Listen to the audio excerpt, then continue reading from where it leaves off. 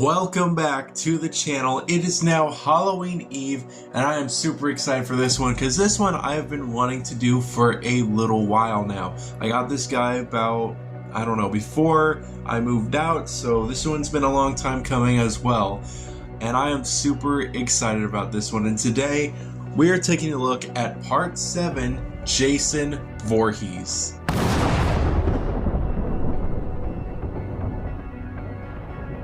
Now, before we get into looking at this guy, no, I have not seen any of the Friday the 13th movies at all. I have not seen a single one. The only thing that I've seen with Jason in it is just Freddy vs. Jason. So, I know what you're probably wondering, why would I take a look at this figure even if I haven't watched the movie or seen like just any of them in general?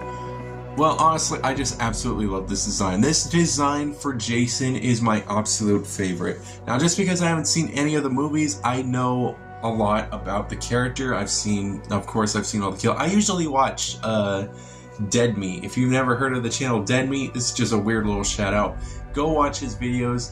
They're just pretty much look at all the kills throughout every horror movie that you could ever see, and that's how I know about a lot of these characters. And just because I haven't watched it, I definitely will in the future, and but I would definitely check out Dead Meat's channel because some of the kills on there are actually really cool, and that's how I found out about, like, you know, a lot of other weird horror movies and stuff.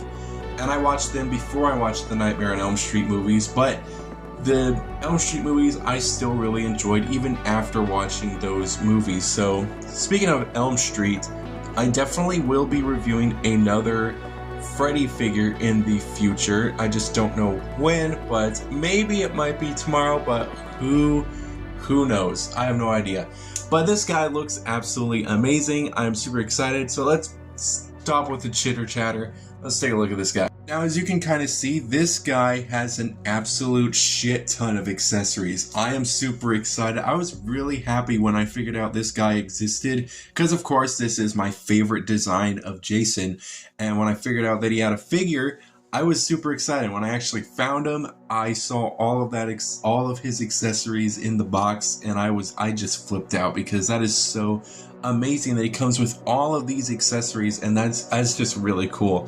So first of all, we're going to start with kind of the most boring, I guess, but he does come with some extra hands. These hands are very gnarly looking. They look absolutely disgusting. The paint job is amazingly gross. I love that the figure is this shiny gloss look. It's so good. You can see like there is like these weird textures on the hands. You can also see the bones of the hands just coming out, and it looks so good. There's gonna be a lot of that in this video, especially on the actual figure itself, but it just looks so gnarly looking. Love these hands. These are so good.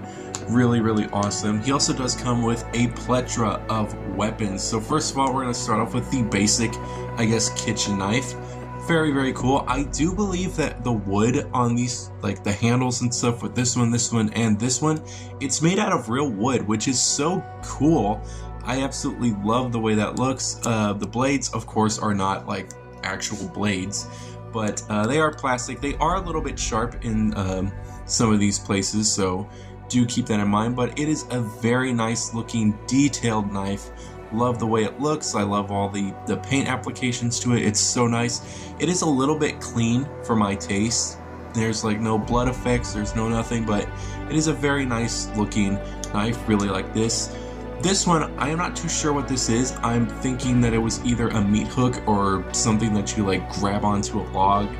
You know what I'm talking about? Like, you know, you have the log here, grab onto it and pull it or something. I swear that's a thing. I know it's a thing. I just don't know what this is, but it does look really cool. Really, really, absolutely love the way it looks. Of course, it's got the very nice blade applications. It does have like a little hole in it too, which is kind of cool, which I'm pretty sure is accurate to the real thing. The way it looks so good, like very, very realistic to how it would look in real life. Absolutely love the way it looks. If it will focus a little bit. Handle does look really nice. Love the little silver spots. Love this weapon. It's a very, very nice looking weapon. Now we're getting on to the juicy stuff. Now this one, I believe, is like a tent stake, which is really cool. Love the amount of blood that is like splattered onto the front part, but it does look very nice. Absolutely love the way that looks. And of course, all of these accessories can be held by Jason, so that is also really nice. I believe this is a branch trimmer. If I am wrong about all of these, do not hate me. I don't go outside much. But anyways, the look on this thing looks so good. I love the detailing to it, and you can definitely tell, especially with this one, and more of the axe, that this is real wood. It does feel very nice. Love the way that looks. It looks very, very nicely detailed. Love the way that looks, and the blade also looks nice as well.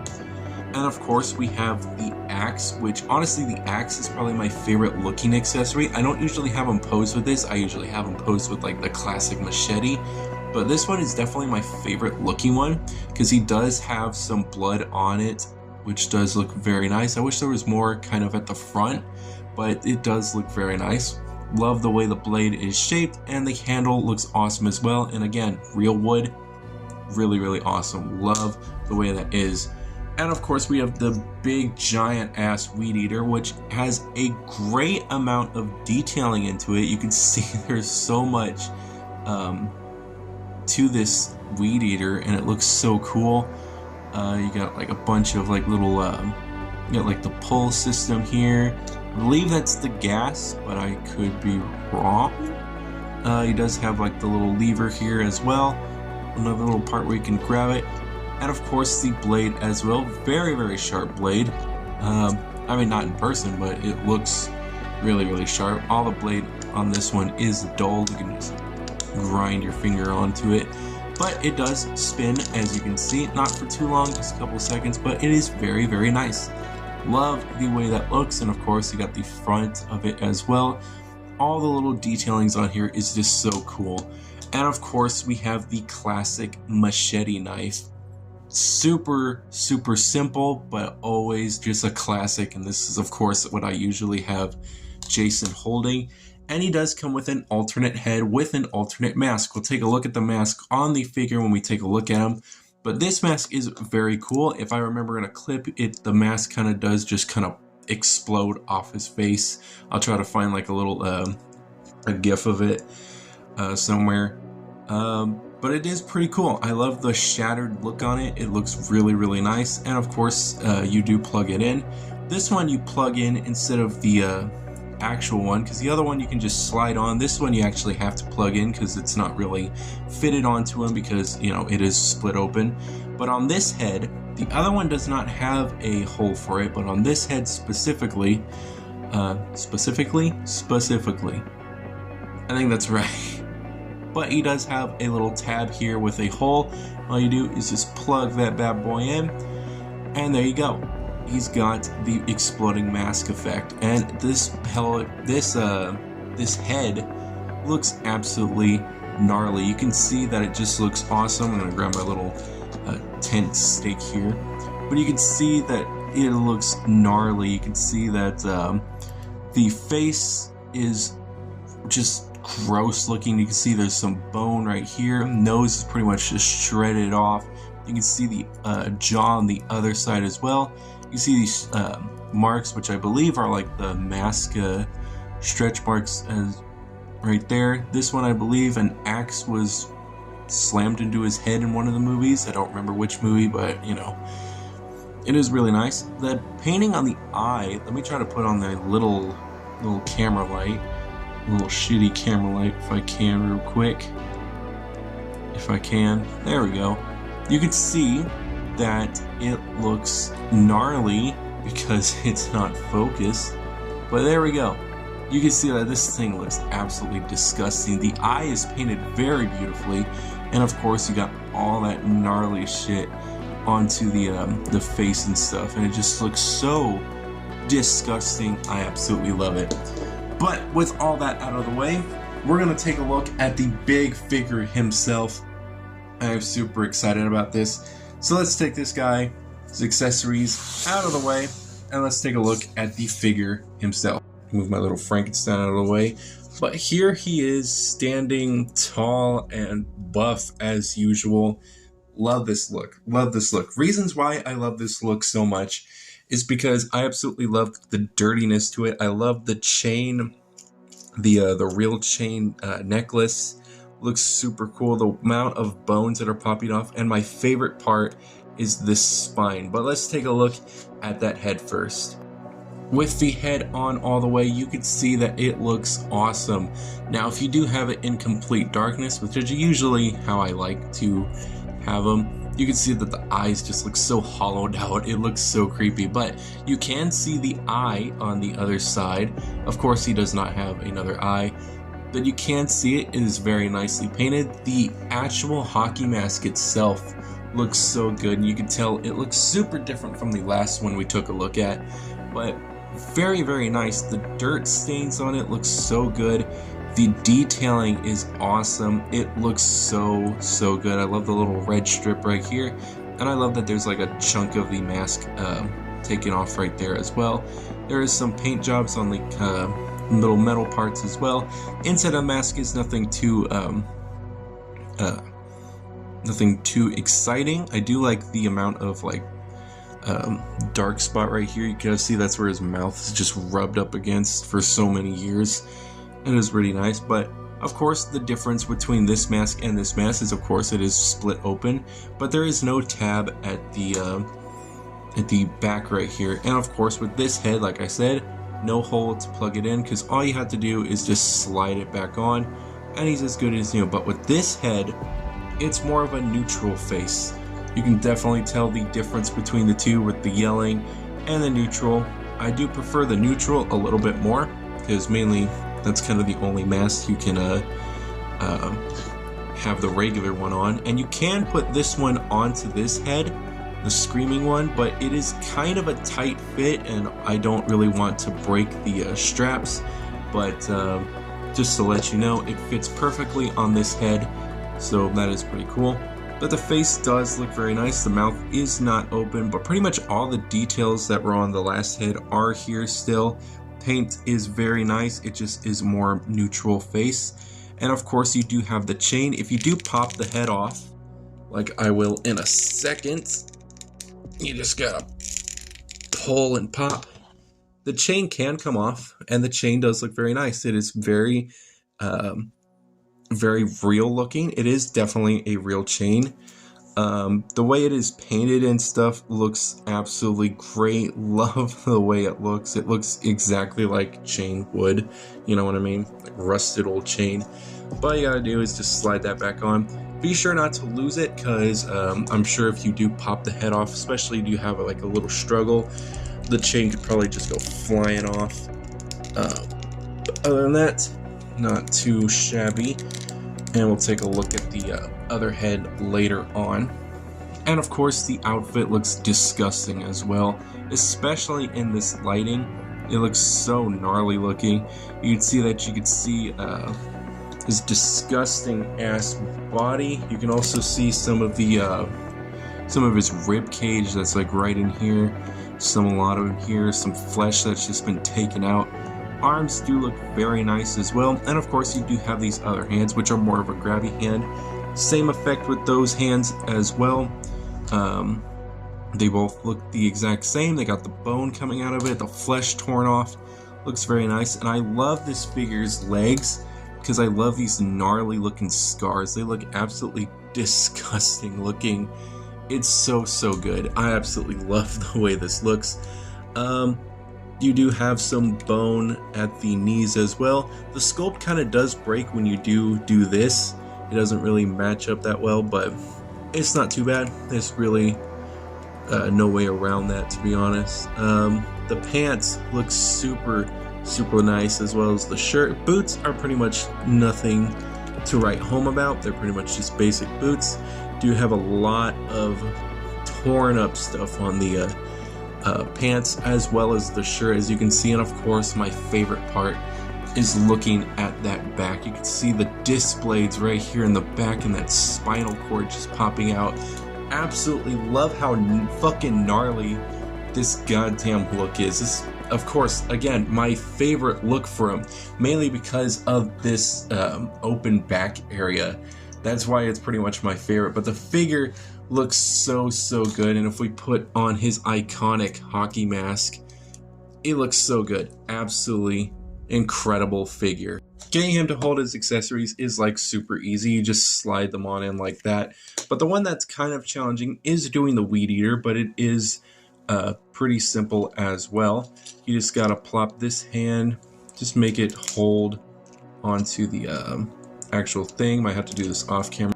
With all of the hands put on together the right way, it looks super cool. He looks absolutely awesome with this weed eater. He looks like he's about to slice somebody's fingers off or something. Looks super nice. Love the way this looks. And here he is with the other hands and the other head, and of course that just looks so cool. Definitely not a display that I would have him on, but it's such a cool little feature. Absolutely love the way that looks. Of course, we do have some posability on the hand. Now, with the jaw open, the up and down at the head is a little bit limited, but with this one, with this head on, it can go down a little bit more further than what this head could. But it does go up and down, some side to side, and of course, rotation at the head.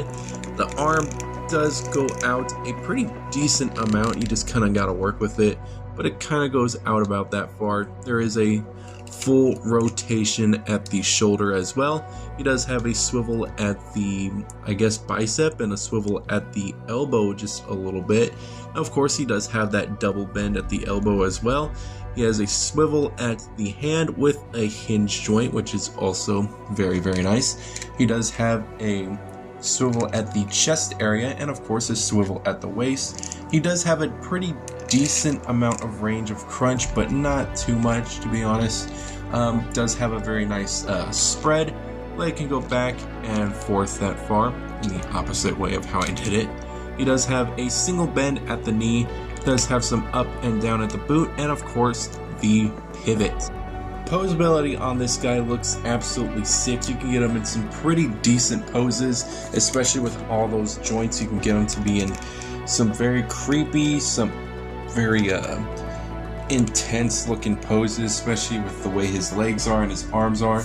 Looks so good. This is pretty much how I usually have him, just with the classic machete and the classic hockey mask look. Nothing really extreme on my shelf, but you can do them however you really want to. With a little bit of a size comparison, we're going to take a look at two characters from what we looked at the other day.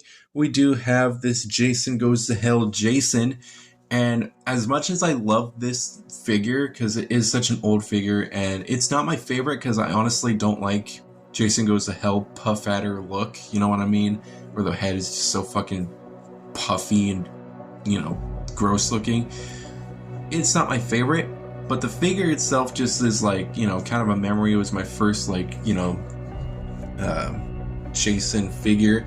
But with this new figure in the collection, this one definitely just blows it out of the water. McFarlane did a good job, but Neca does like amazing work with their horror figures. So, I mean, there's really no competition between the two, especially with posability and the look on this figure. It definitely goes to Neca for this one. But they do look very nice. Not really similar in height because you can't really do a proper size comparison with him since he can't really stand up straight, but he definitely takes the cake on the tallest. And of course we have his rival Freddy Krueger from Nightmare on Elm Street from the very first movie. If we can get him to stand, because if you remember we couldn't even get him to stand in that review. He's definitely smaller, and I think that Freddy should be shorter than Jason, just in my opinion, but it does look very nice. Absolutely love the way they look. Here is the McFarlane Gotham Knights Nightwing, which does look pretty cool. They're very close in size, to be honest, even with the display base, which gives them like, what, maybe like a quarter, like maybe a centimeter in height. It does look very nice, but of course, Jason is the tallest still. The Frankenstein monster is definitely taller than Jason, which is pretty cool. Really do like the height difference on him. I kind of thought Jason was big, but having him next to the monster, it's kind of cool. I didn't really realize how big the monster was until now. This is pretty neat. And of course we have the Wes Craven